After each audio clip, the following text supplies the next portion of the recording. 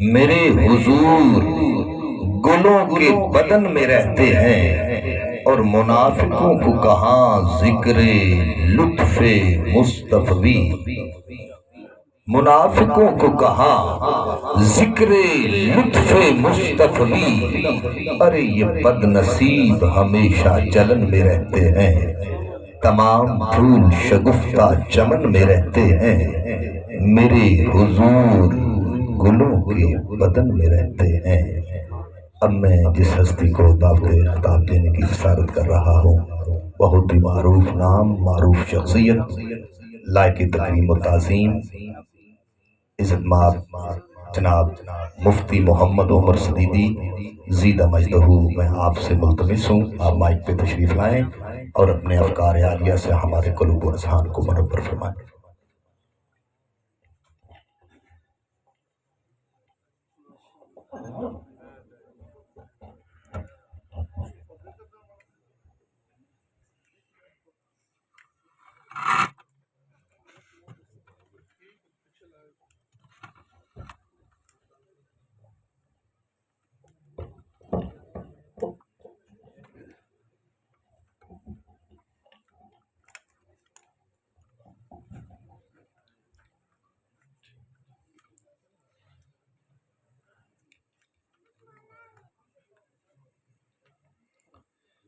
بسم اللہ الرحمن الرحیم، الحمد للہ رب العالمین، الصلاة والسلام علی سید الانبیاء والمرسلین وعلی آلہ واصحابہ اجمعین، اما بعد فاعوذ باللہ من الشیطان الرجیم، بسم اللہ الرحمن الرحیم، محمد الرسول اللہ، صدق اللہ مولانا العظیم، قال اللہ جل شانہ فی شان نبینا فی القرآن المجید والفرقان الحمید، ان اللہ وملائکتہ یصلون علی النبی یا ایہا الذین آمنوا صلوا علیہ وسلموا تسلیما، الصلاة والسلام علیک یا سیدی یا رسول اللہ وعلی آلک واصحابک یا سیدی یا سندی یا مکین قلوب المؤمنین۔ اللہ رب العزت کی بے حد و حساب حمد و ثنا حضور سید عالم نور مجسم شفیع معظم رحمت دو عالم تاجدار مدینہ راحت قلب و سینہ سید سروراں حامی بے کساں غم گسار زماں شفیع مجرماں رحمت کون و مکاں باعث تخلیق دو جہاں سید انس و جاں مفخر موجودات زینت بزم کائنات باعث تخلیق کائنات وجہ سکون کائنات جان کائنات آقا و مولا جناب آقا محمد مصطفیٰ احمد مجتبیٰ علیہ التحیۃ والثناء، آپ کی بارگاہ ناز میں درود و سلام کے خراج پیش کرنے کے بعد عالی مرتبت حضرات، سٹیج کی زینت حضرت صاحبزادہ خلیل الرحمن چشتی، حضرت قاری عمر فاروق سیالوی صاحب، جناب محترم المقام میاں محمد مظہر خان گولڈوی صاحب، اور ابھی ہمارے سٹیج کی زینت بننے والی انتہائی عظیم شخصیت عالی مرتبت گرامی قدر حضرت علامہ پروفیسر محمد معین الدین ازہری صاحب، السلام علیکم ورحمۃ اللہ وبرکاتہ۔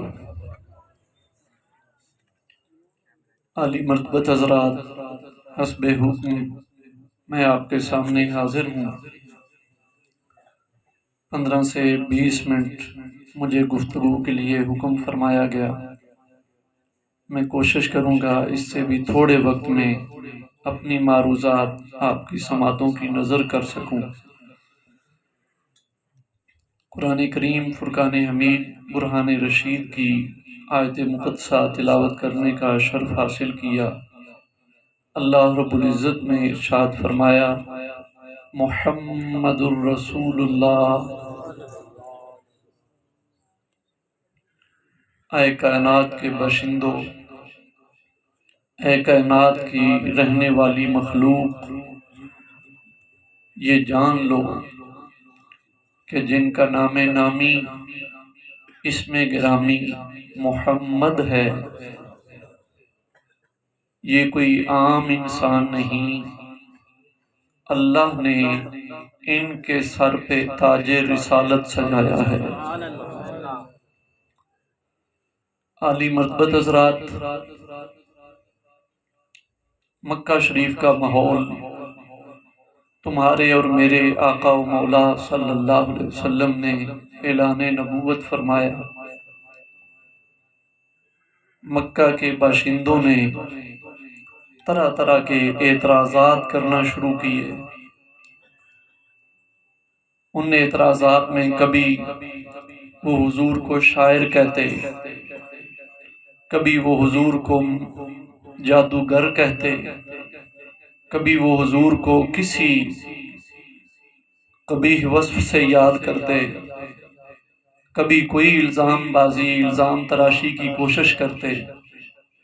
حضور کی عظمت گھٹانے کے لیے ہر حربہ اور طریقہ اختیار کرتے۔ باقاعدہ گینگ تیار کر رکھے ہیں جو محافل و مجالس میں جا کر اللہ کے نبی علیہ الصلوۃ والتسلیم سے لوگوں کو متنفر کرتے ہیں۔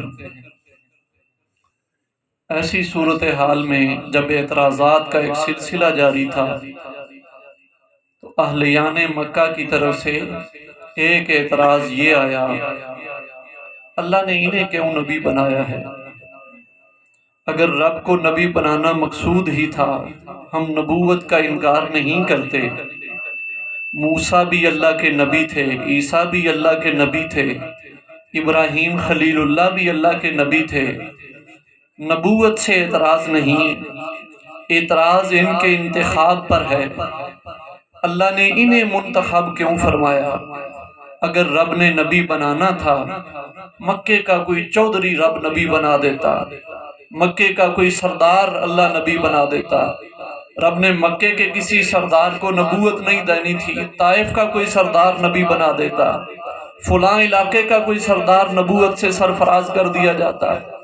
اللہ نے اس در یتیم کے سر پہ ہی نبوت کا تاج کیوں سجایا ہے، جس کا کوئی سیاسی بیک گراؤنڈ بھی نہیں، جس کے پاس بظاہر کوئی بینک بیلنس بھی نہیں، جس کے پاس بڑا کوئی دنیاوی عہدہ اور منصب بھی نہیں؟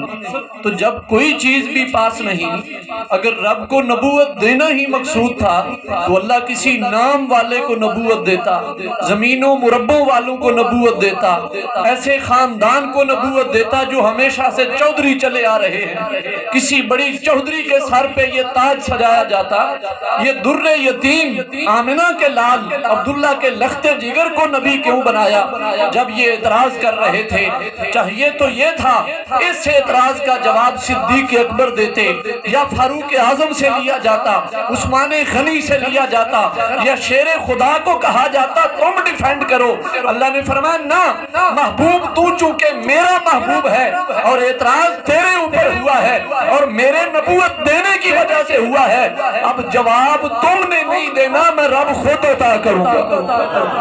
فرمایا اللہ اعلم حیث یجعل رسالتا، اے کائنات والو، تم میرے نبی کی عظمت کو جانتے ہی نہیں، تم میرے نبی کے مقام کو جانتے ہی نہیں، تم ان کی شان کو سمجھتے نہیں۔ یہ رب بہتر جانتا ہے کہ رب نے نبوت کا تاج کس کے سر پہ سجانا ہے۔ تم میرے محبوب کے مقام کو سمجھے ہی نہیں، تم نے محبوب کو اپنے جیسا سمجھا ہے، تم نے ان کے ہاتھ دو دیکھے ہیں، تم نے ان کی آنکھیں دو دیکھی ہیں، تم نے ان کے کان دو دیکھے ہیں، تم نے ان کا چہرہ اپنے جیسا دیکھا ہے، تم نے انہیں اپنے جیسا انسان سمجھا ہے، اپنے اوپر قیاس کیا۔ فرمایا نا نا نا نا، ہاتھ محبوب کے دو ہی ہیں، مٹھی محبوب کی تمہاری مٹھی جتنی ہے، لیکن اس کی وسعت تمہاری مٹھی جتنی نہیں، اس مٹھی میں رب نے سارے خزانوں کی چابیاں دی ہوئی ہیں۔ یہ ان کی خالی مٹھی جو آپ کو خالی نظر آتی ہے، یہ خالی کہاں ہے؟ رب نے کائنات کا سارا نظام اسی مٹھی میں دے رکھا ہے۔ اللہ اکبر۔ سرکار دو عالم صلی اللہ علیہ وسلم نے خود اعلان فرمایا انما انا قاسم واللہ یعطی۔ فرمایا کائنات والوں، میرے سے جب مانگنے لگو، میرے در پہ جب آ کے جھولی پھیلانے لگو، میرے سامنے جب آنے لگو، تو تھوڑا نہ مانگنا، جھک کے نہ مانگنا، اپنے آپ کو دیکھ کے نہ مانگنا، بلکہ میری شان کے مطابق مانگنا۔ یا رسول اللہ آپ کی شان کیا ہے؟ فرمایا کائنات کے سارے خزانے پیدا تو رب نے کیے ہیں، تقسیم کرنے کی ڈیوٹی محمد عربی کی لگائی ہے۔ خزانے خدا کے ہیں، تقسیم کرنے کی ڈیوٹی رب نے میری لگائی ہے۔ اللہ اکبر۔ سرکار دو عالم صلی اللہ علیہ وسلم خندق کے موقع پہ موجود ہیں۔ غزوہ خندق کے موقع پر خندق کھودی جا رہی ہے، وہ گڑھا کھودتے ہوئے اللہ کے نبی علیہ السلام کی خدمت میں صحابی حاضر ہوئے۔ یا رسول اللہ صلی اللہ علیہ وسلم مسئلہ پیدا ہو گیا۔ فرمایا کیا مسئلہ پیدا ہوا؟ یا رسول اللہ صلی اللہ علیہ وسلم خندق کھودتے کھودتے پتھریلا علاقہ ہے، نیچے سے چٹان آ گئی ہے، اب وہ چٹان ہماری کسی کسی سے، ہمارے کسی کدال سے، ہمارے کسی ہتھیار سے ٹوٹنے کا نام نہیں لے رہی۔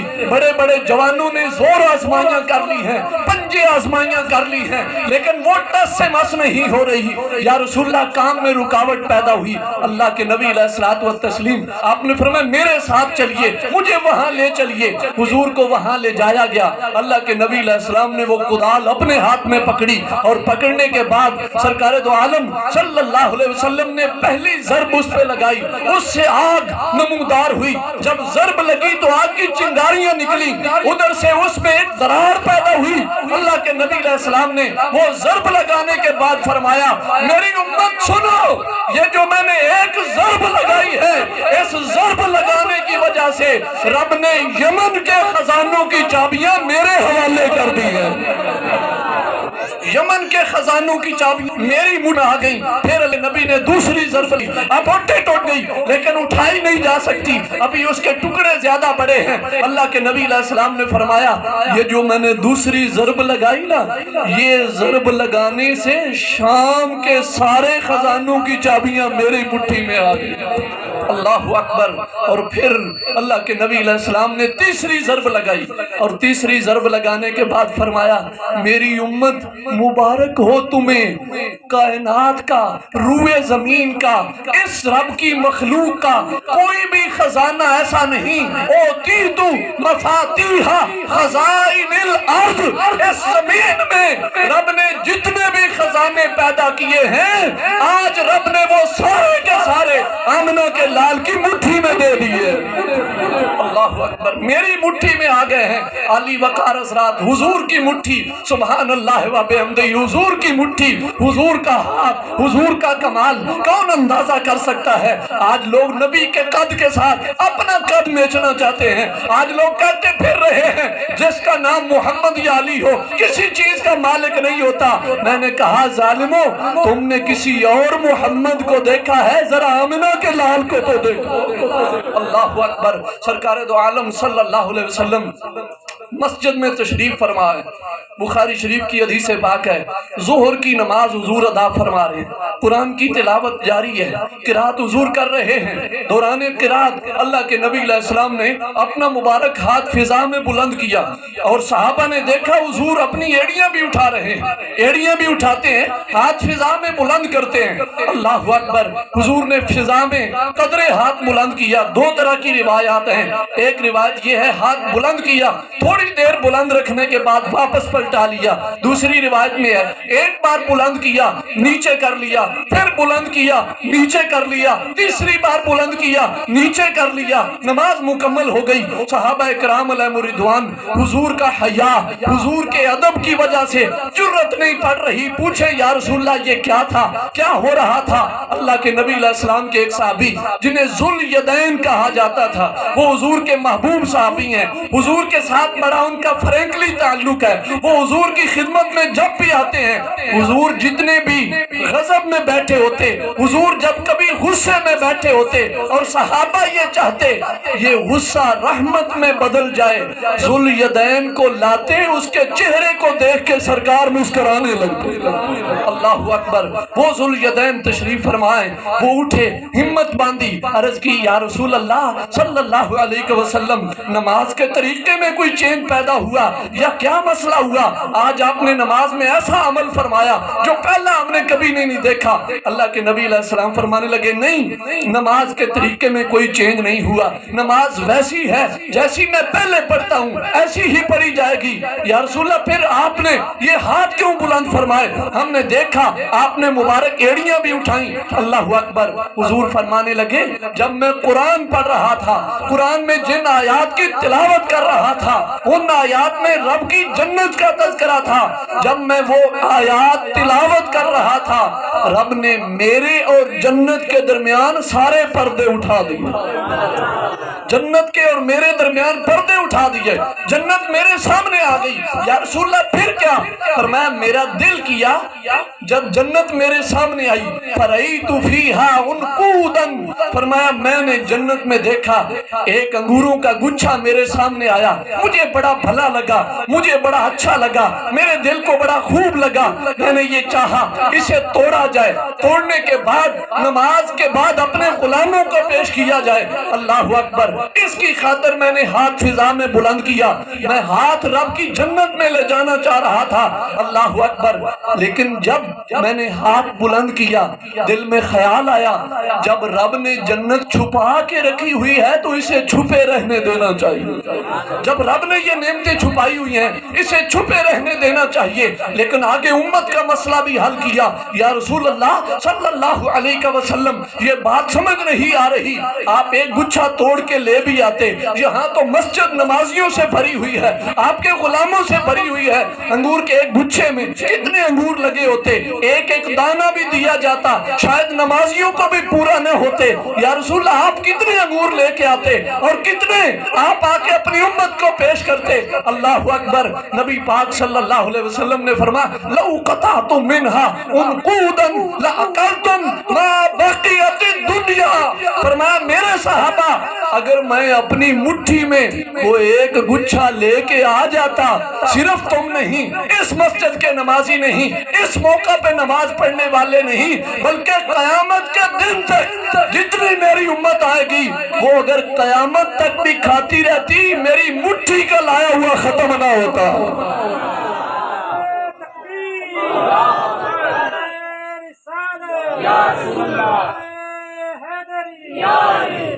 फरमाया कि अगर मैं मुट्ठी में ले आता, अब मुट्ठी में कितना आता है?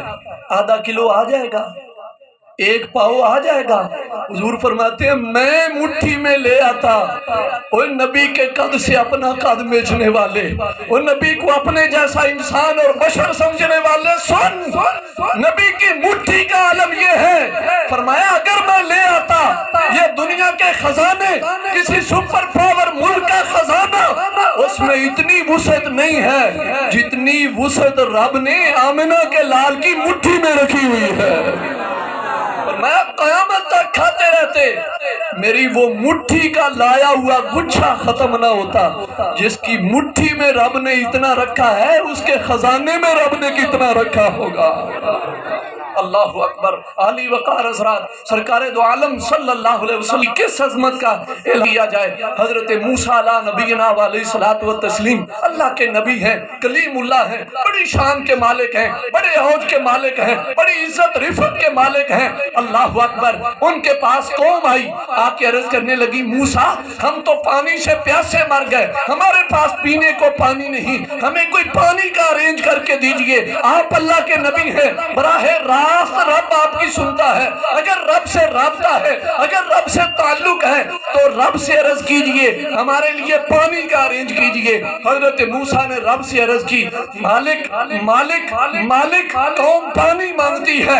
اللہ نے فرمایا میرے موسیٰ اگر یہ پانی مانگتی ہے اس کا حل یہ ہے، یہ ڈنڈا، یہ عصا جو تیرے ہاتھ میں ہے یہ کسی پتھر پہ ماریے، جب آپ پتھر پہ یہ لگائیں گے پتھر کو ضرب لگے گی، اس سے پانی کے چشمے بہیں گے، یہ پی لیں گے اور یہ سیر ہو جائیں گے، ضرورت پوری ہو جائے گی۔ اللہ اکبر۔ حضرت موسیٰ نے مارا، انہوں نے کہا نا ہم 12 قبیلے ہیں اور یہ ایک چشمہ ہے، ہم ایک چشمے پہ اکتفا نہیں کرنے والے، ہمارے درمیان لڑائی پیدا ہو جائے گی، خواہ مخواہ مسئلہ کریٹ ہو جائے گا، لہٰذا ہم جب 12 قبیلے ہیں تو ہمیں 12 چشمے چاہیے۔ آپ نے 12 جگہ پہ الگ الگ ضرب لگائی، 12 چشمے جاری ہو گئے، اور اللہ کے محبوب تمہارے اور میرے آقا و مولا صلی اللہ علیہ وسلم آپ مدینہ شریف سے باہر ہیں، صلح حدیبیہ کا موقع ہے، اللہ کے نبی علیہ الصلوۃ والتسلیم کی خدمت اقدس میں صحابہ حاضر ہیں، 1500 کے قریب صحابی حضور کا غلام موجود ہے۔ اللہ اکبر۔ حضور کی خدمت میں صحابہ حاضر ہوئے، یا رسول اللہ پانی ختم ہو گیا، ایک مشکیزے میں تھوڑا سا پانی ہے جو حضور کے سامنے رکھا ہے، حضور اس سے وضو فرمانے لگے، صحابہ دست بستہ عرض کرنے لگے، کملی والے سارا پانی ختم ہو گیا، اب ہمارے قافلے کے پاس پینے کو کوئی پانی نہیں، آس پاس ہم نے خبر لے لی یہاں کوئی چشمہ کوئی کنواں قریب نہیں جہاں سے پانی کا ارینج کیا جا سکے، یا رسول اللہ صلی اللہ علیہ وسلم پانی ختم ہو گیا۔ اب چاہیے تو یہ تھا، حضور فرماتے کسی واٹر مینجمنٹ بورڈ سے رابطہ کیجئے، حکومتی لیول کے کسی ادارے سے رابطہ کیجئے، وہ پانی پورا کر کے دے۔ پانی دینا میری ذمہ داری نہیں، میں تو صرف رب کا پیغام لے کے آیا تھا، توحید سکھانی تھی، رسالت بتانی تھی، وہ بتانے آیا ہوں، توحید سکھانے آیا ہوں، یہ میری ذمہ داری نہیں۔ جب صحابہ نے عرض کی، غلاموں نے عرض کی، کملی والے پانی ختم ہو گیا، پانی ختم ہو گیا، پانی ختم ہو گیا۔ اللہ اکبر۔ اللہ کے نبی علیہ الصلوۃ والتسلیم آپ نے رب سے اجازت نہیں مانگی، جبریل کے آنے کا انتظار نہیں کیا، یہ نہیں فرمایا ریکویسٹ کروں گا اپنے مالک سے، جو رب کہے گا اس کے مطابق کروں گا، بلکہ فرمایا اچھا اگر پانی ختم ہو گیا تو جتنا پانی ہے وہ لائیے۔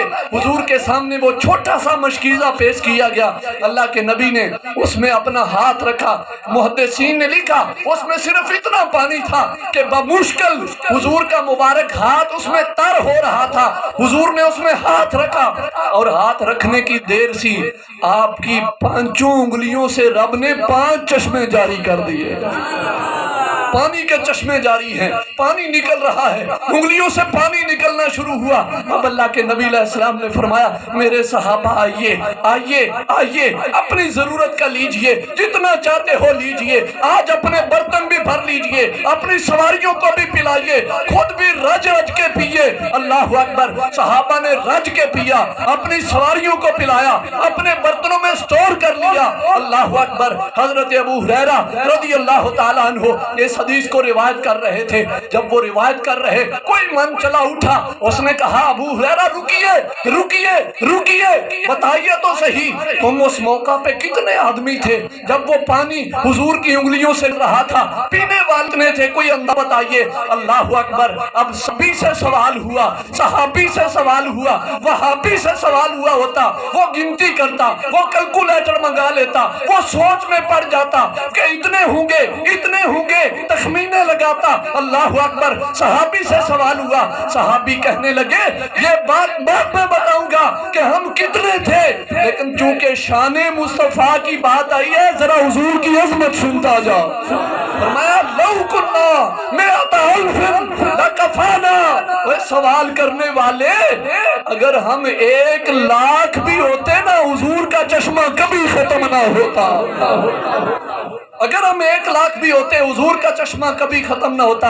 اور پھر فرمایا ہم تو اس موقع پہ 1500 آدمی تھے، 2-4 آدمیوں نے نہیں، 1500 آدمیوں نے آمنہ کے لال کی انگلیوں سے نکلے ہوئے پانی سے اپنے آپ کو سیر کیا۔ اللہ اکبر۔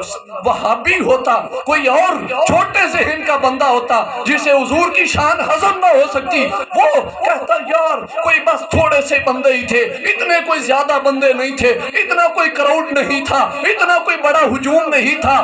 وہاں پہ وہ شان مصطفیٰ بیان کرنے والا آج کا کوئی توحیدی نہیں، وہ جنا تھا جس نے توحید براہ راست آمنہ کے لال سے سیکھی ہوئی تھی۔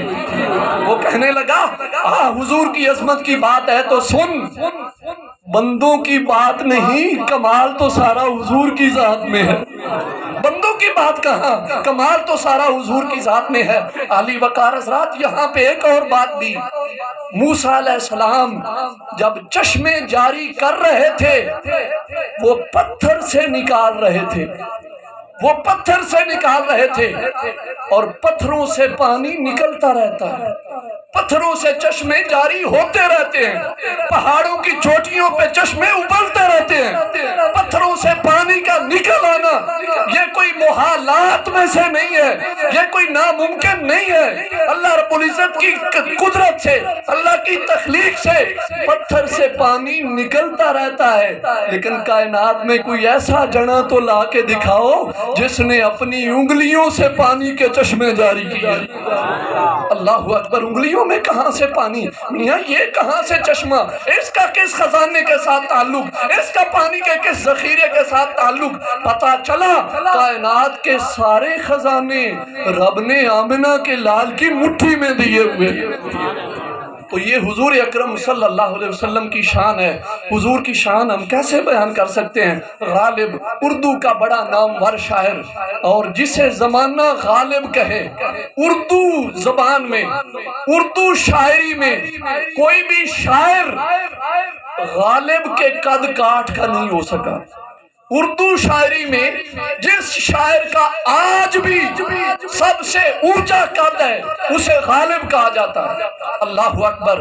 وہ غالب، کسی نے کہا میاں غالب بڑے قصیدے لکھتے ہو، بڑی غزلیں کہتے ہو، بڑی منقبتیں کہتے ہو، بڑے بڑے جناب والا انداز کے ساتھ تم کلام کہتے ہو، ذرا کبھی محبوب کی نعت بھی تو سنائیے نا، کبھی حضور کی نعت بھی تو سنائیے نا، کبھی محبوب کی عظمت سے بھی پردہ ہٹائیے نا، حضور کا مقام کیا ہے؟ اللہ اکبر۔ غالب مجبور ہوئے، مجبور ہونے کے بعد پہلے تو معذرت کرتے رہے، نہیں کر سکتا، یہ میرے کرنے کا کام نہیں، میرا قد چھوٹا ہے، کملی والے کا مقام اونچا ہے، میں نہیں کر سکتا، میری زبان اس قابل نہیں، میری سوچ اتنی پاک نہیں، میری سوچ کی وہ ہمت نہیں کہ حضور کی ثنا خوانی کر سکے۔ بہرحال جب یاروں نے مجبور کیا، نعت کہی، اس کے 9 مصرے کہے فارسی زبان کے اندر، اور جب کہہ چکے آخری مقطع جو کہا تو کہنے لگے غالب غالب ثنائے بطحہ، غالب ثنائے خواجہ بیزداں گذاشتین، غالب ثنائے خواجہ بیزداں گذاشتین، کہ آن ذات پاک مرتبہ دانے محمد است۔ غالب کہنے لگے زمانے والوں کسی بڑے کا قصیدہ ہوتا، کسی انسان کی منقبت ہوتی، میں ضرور کہتا اور ایسی کہتا کہ زمانہ اپنے منہ میں انگلیاں ٹھوس ٹھوس کے میرے کہے ہوئے الفاظ کو پڑھتا رہتا، لیکن جب بات کملی والے کی آ گئی ہے، میری بس ہو گئی ہے، میری اخیر ہو گئی ہے، میں کچھ بھی نہیں کہہ سکتا۔ ہاں یہ کہتا ہوں اگر نبی کی نعت سننی ہے تو ہم اپنے رب سے فرمائش کریں گے، نبی کی نعت سننے کے لیے رب سے فرمائش کریں گے، رب نبی کی نعت کہے، کیوں؟